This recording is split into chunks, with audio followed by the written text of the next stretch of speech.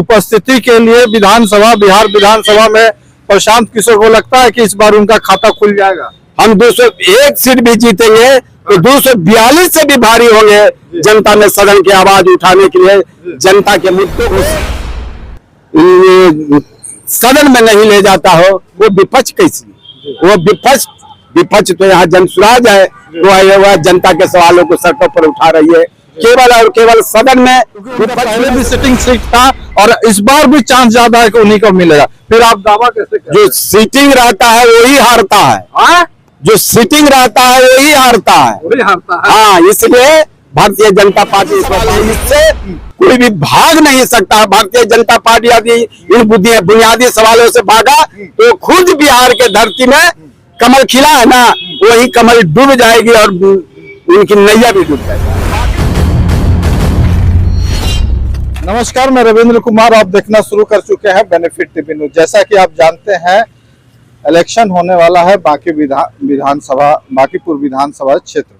इसकी घोषणा भी जनस्वराज की तरफ से हो गई है। हमारे साथ गजेंद्र मांझी जी है जो कि जनस्वराज के लीडर है। आइए इनसे बातचीत करते हैं और बांकीपुर जो विधानसभा है जहां से जनस्वराज की पार्टी के कैंडिडेट की घोषणा हुई है, क्या कुछ आगे का कार्यक्रम है? स्वराज पार्टी की घोषणा हुई है उम्मीदवार में, क्या कुछ कहना चाहेंगे? हाँ, बांकीपुर विधानसभा की चुनाव होनी है, यह बिहार की जनता को मालूम है और जनसुराज पार्टी ने आज अपना अधिकृत उम्मीदवार को घोषित कर दिया है और बांकीपुर विधानसभा से जनसुराज के सूत्रधार प्रशांत किशोर उम्मीदवार होंगे और उसकी तैयारी पूरे जोर शोर से चल रही है। बल्कि तैयारी हमारी अप्रैल माह से ही लगातार जनता के जनसंपर्क में है। जनता के मीटिंगें, जनता की बैठक, जनता के डोर टू डोर जाना। इस बार हम भाजपा को मुकम्मल शिकस्त देने के इरादे से चुनाव जनसुराज लड़ रही है और इस बार भारतीय जनता पार्टी की हार सुनिश्चित है, क्योंकि संभावनाएं हैं कि महागठबंधन के लोग भी माननीय जनसुराज को उम्मीदवार नहीं डालकर मौन समर्थन करेगी। उस दिशा में हम जनसुराज की जीत पक्की है और जनसुराज प्रशांत कुमार जीतेंगे चुनाव। आप भी उस विधानसभा से आते हैं और क्या कमियां वहां नजर आ रही है आपको सर? उस विधानसभा में जो 40 वर्ष तक 20 वर्ष नितिन नवीन के पिताजी और 20 वर्ष नितिन नवीन भी जी रहे, लेकिन वहां के सड़कें, वहां की गलियां, वहां के नाले की सफाई नहीं करा पाए। आम जनता से लोगों को से नहीं मिल पाए। उनकी व्यापक पैमाने पर भारी शिकायत है कि हम उम्मीदवार जिताते हैं लेकिन आज तक वह भेंट करने नहीं आते हैं, मुलाकात करने नहीं आते हैं, काम नहीं करते हैं। इसलिए भारी वोटरों में, बांकीपुर के वोटरों में नाराजगी है और इसलिए आम लोगों को कहना है कि जो प्रशांत किशोर जी सड़क पर आम जनता के सवालों को लेकर लड़ रहे हैं तो हम इनको जिताएंगे। तो जो सड़क पर लड़ता है वही जाके सदन में लड़ेगा। इसलिए हम प्रशांत जी को इस बार वहां के वोटरों ने, बांकीपुर के वोटरों ने मन बना लिया है, कमर कस लिया है कि हम जनसुराज को जिताएंगे। आपकी पार्टी बड़ी बड़ी बातें करते हैं, बड़े बड़े दावे भी करते हैं। पिछले इलेक्शन में बड़ी बड़ी बातें हुई थी, बड़े दावे भी हुए, लेकिन आपके वादे कहीं दिखाई नहीं दिए। इस बार आपके वादे कितना सच होगा ये तो आगे बताएगा। किस तरह का वादा अगर आप पूरा नहीं कर सकते तो वादा करते हैं क्यों? वादा हम नहीं करते हैं। हाँ। वह हमारी पहले इलेक्शन थी, हम निर्माण के दिशा में थे पार्टी और पहले चुनाव साल भर में ही हम लोगों को चुनाव लड़ना पड़ा जी। तो ऐसे परिस्थिति में हम जो भी मजबूती के साथ विधानसभा लड़े, विधायक भले के हमारी नहीं बना, लेकिन बिहार में हम लोगों ने पलायन के एजेंडा, भ्रष्टाचार के एजेंडा को स्थापित किया बिहार में और भारतीय जनता पार्टी जैसे लोगों को अपने एजेंडे के जरिए शिकस्त दिया। आज देखिए कि भ्रष्टाचार को खत्म करने वाली भारतीय जनता पार्टी आज भ्रष्टाचार में डूबी हुई है और श्री राम के पैसे को भी ये लोग लूट रहे हैं। इन लुटेरों को जनता शिकस्त देगी और बिहार में जन स्वराज आगे बढ़ेगा। पहली बार जाति पाति से उठ के जन स्वराज ने शिक्षा, स्वास्थ्य और बेरोजगारी पर सवाल उठाया, लेकिन पिछले चुनाव में ये सारे मुद्दे नकार दिए गए। जैसा कि आप देखें जिस तरह रिजल्ट आया, तो क्या इस बार भी वो सारे मुद्दे रहेंगे जो पिछले बार आपने मुद्दे उठाए थे? शिक्षा, स्वास्थ्य बिहार के बुनियादी मुद्दे हैं, यह रहेगी। इस पर हम राजनीति के लिए जो भी सरकार रहेगी, बल्कि मैं ये कहना चाहता हूं आपको कि एक सीट यदि जन स्वराज जीतती भी है तो ना सरकार पर फर्क पड़ेगी, ना सरकार को कोई सेहत खराब होगी। लेकिन हम उन मुद्दों के लिए ही सदन में जाना चाहते हैं कि इन मुद्दों पर दबाव कैसे बनाया जाए, जो हमारी बुनियादी सवाल है, शिक्षा और स्वास्थ्य, बेरोजगारी और भ्रष्टाचार। इन मुद्दों को हम सदन में ले जाएंगे।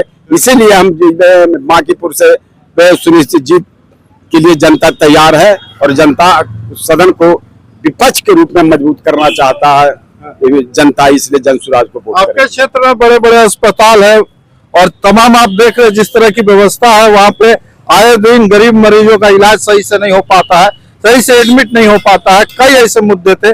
दलितों की बात करें तो और भी ज्यादा दयनीय स्थिति है। स्वास्थ्य व्यवस्था इतना लचर है, फिर भी प्रशांत किशोर जी उन चीजों को सुधारने का प्रयास क्यों नहीं करते? हॉस्पिटलों को सुधार करना, बुनियादी सुविधाएं प्रदान करना सरकार के काम है।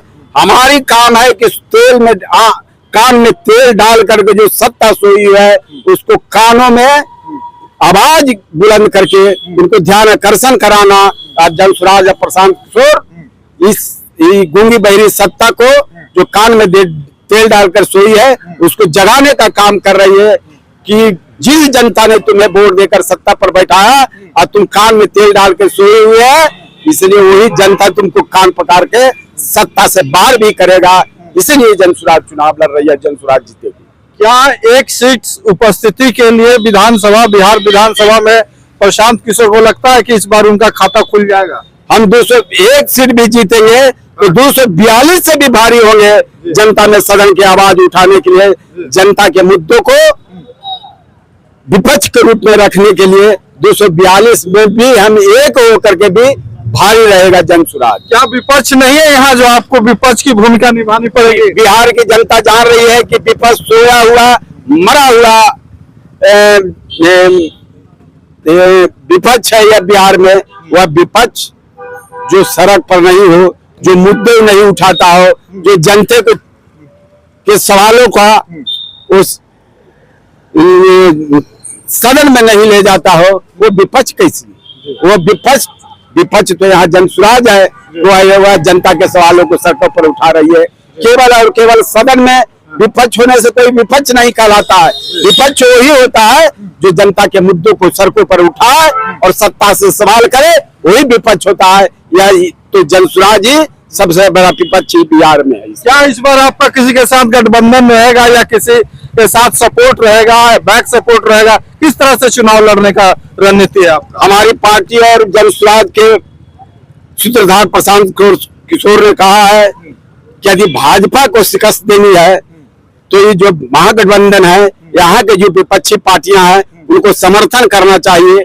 उनको आगे मुद्दों के लिए आगे लड़ने के लिए इनको विधानसभा में उम्मीदवार नहीं देना चाहिए। मैं तो यही उम्मीद करता हूं। आपसे जोरदार ढंग से वादा या दावा कर रही है भारतीय जनता पार्टी, क्योंकि उनका पहले भी सिटिंग सीट था और इस बार भी चांस ज्यादा है कि उन्हीं को मिलेगा। फिर आप दावा कैसे करें? जो सीटिंग रहता है वही हारता है। जो सीटिंग रहता है वही हारता है।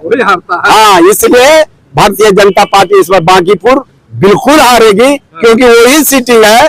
और बांकीपुर की जनता ने जो इनको जीत के भेजाया था, जीत करके सिरमौर बनाया था, आज उसी जनता को लात मार कर ये दिल्ली की ओर चल गए। उसका भी आक्रोश जनता में है।